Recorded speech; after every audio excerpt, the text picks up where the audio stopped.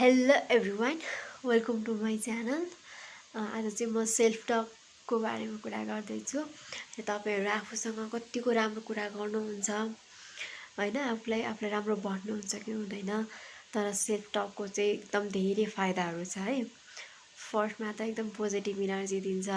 तपाईँ काम गर्नको लागि शक्ति र सामर्थ्य त्यो इनर्जी भयो भने तपाईँले हरेक कामहरू गर्नको लागि अझै राम्रो बेस्ट तरिकाले गर्न सक्नुहुन्छ।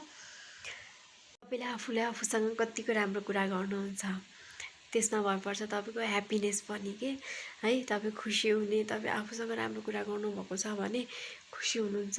अरूले जे भने पनि तपाईँले तपाईँलाई चाहिँ राम्रो भन्नु पऱ्यो कि तपाईँले तपाईँलाई राम्रो नभनेसम्म खुसी हुन सक्नुहुन्न। अरूले जति प्रशंसा गरे पनि छेडिक खुसी हुन्छ कि है, त्यो चाहिँ खुसी भनेको छेडिक हुन्छ र पोजिटिभ इनर्जी दिन्छ। र नसक्ने कुराहरूमा पनि कतिपय समयमा तपाईँले पोजिटिभ टक गर्नुभयो भने आफूले आफूलाई राम्रो बताउनु भयो भने त्यो कामहरू सफल भइरहेको हुन्छ, गर्न सकिरहनु भएको हुन्छ कि। त्यही भएर आफूले आफूलाई कहिले पनि नराम्रो नभन्नु र एकदम राम्रो राम्रो मात्र बोल्नु। आफूले आफूलाई थ्याङ्क यू भनेर एकदम साबासी दिने काम पनि गर्नुपर्छ कि।